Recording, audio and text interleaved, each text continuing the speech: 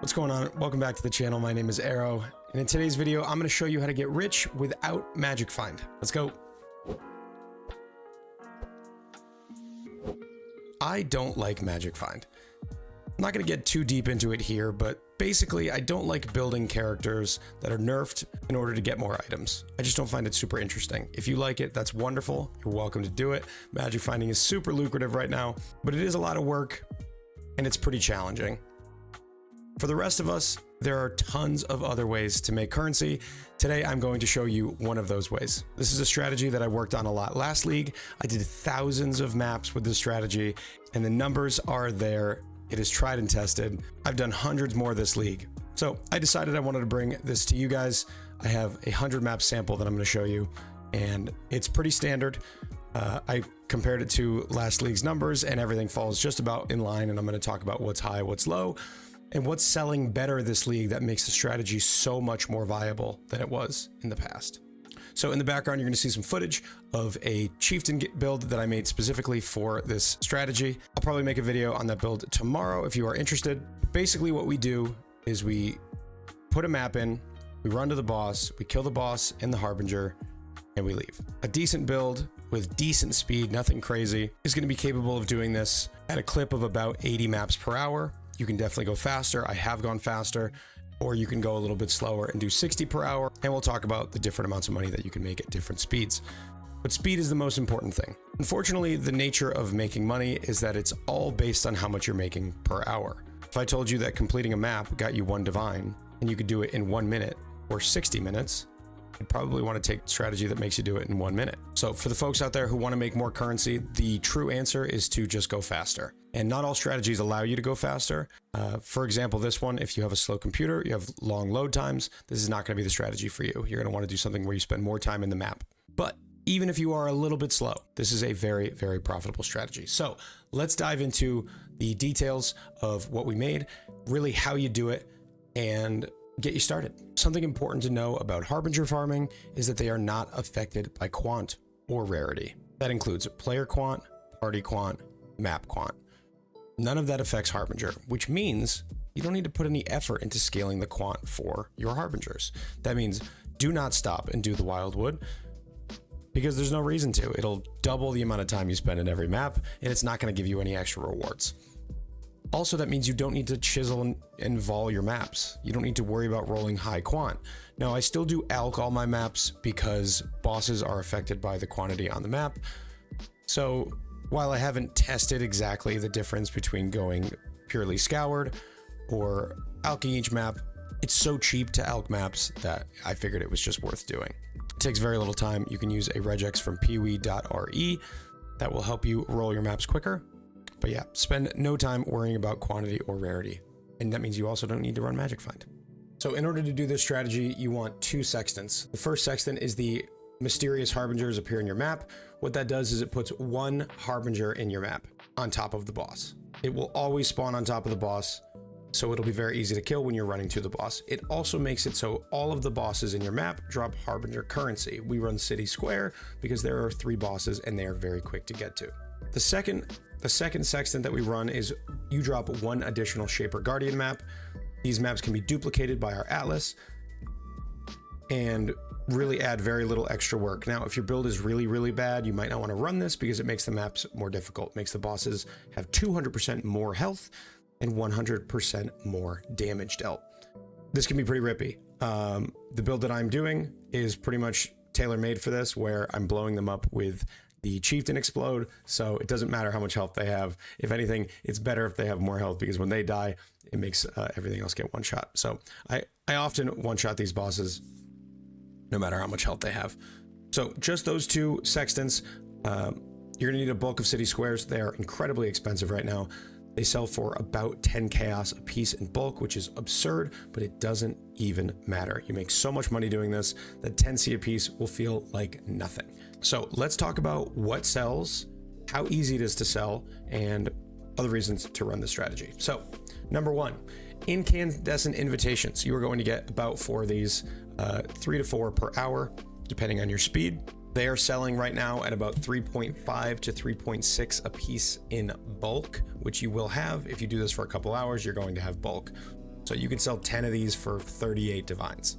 100 maps is going to cost you about 3 divines, and you can see how easy it is to make up for that with the amount of profit that you're going to pull. The next thing you're going to get is fracture shards. Fracture shards drop, in my experience, about 7 to 10 per 100 maps. I have a ton of numbers from last league on this. It is very, very consistent. If you go and run 100 maps and you don't get 8 to 10, you get less. Do not say in my comments that you don't get enough fracture shards from this strategy. You need to do more than 100 maps. 100 maps really should only take you anywhere from an hour to an hour and a half. At the very worst, up to 2 hours. And even at 2 hours, it's still very profitable. But you should never base a strategy off of the loot that you get off of the first hour of doing it. So I got 8 fracture shards here. That's right in line with normal. And that's almost half of a fracturing orb, which sells for, I think, 27 or 28 divines right now. We got 3 formed invitations. These sell in bulk for about 1.8 to 2 divines, which is pretty crazy. The Elder Slayer sells really well, and there's one more. I think the Twisted sells really well. So you're gonna get a couple of these. I'd say anywhere from 2 to 5 every 100 maps. So 3 is about in the middle. We dropped a little over 100 Shaper Guardian maps. These are going to sell in bulk in sets of 4 for 0.7 or 0.8 divs on TFT. I do not recommend selling these maps individually. Definitely sell them in sets on TFT. So you can also, the beauty of the Shaper maps is you can re-roll these with Horizon orbs. So you have equal sets. So we have extra Minotaurs. We'll roll these into Chimeras and Hydras until we have equal sets, which I think will give us around 26 sets. So 26 times 0.7 is 18 divines. So we have 18 divines worth of these maps.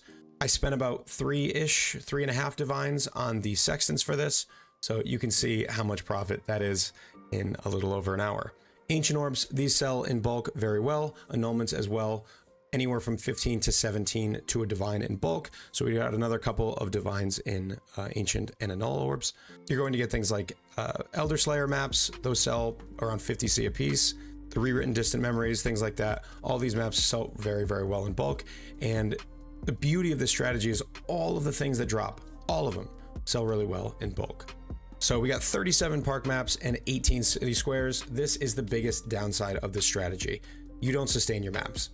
I recommend just buying maps.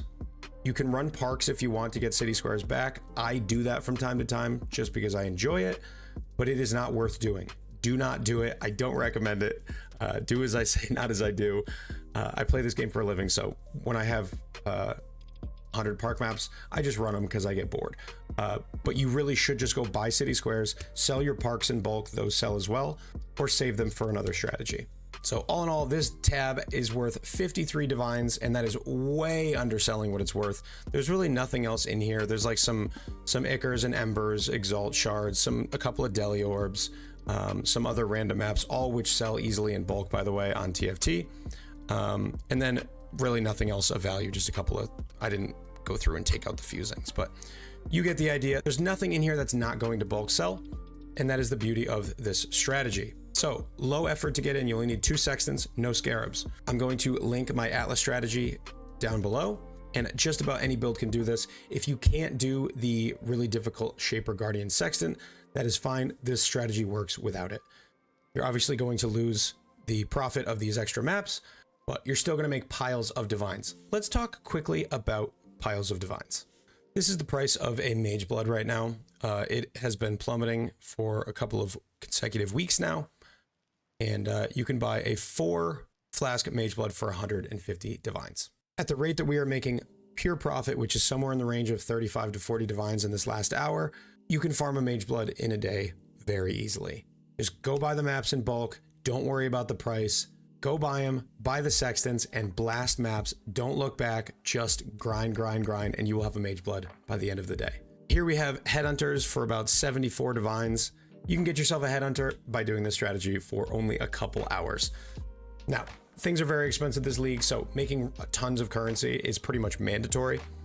But I promise you, the strategy is quick and fun. I have had so many people come into my chat from watching my video from last league saying, Arrow, thank you so much. I got my first Mage Blood. I got my first Headhunter.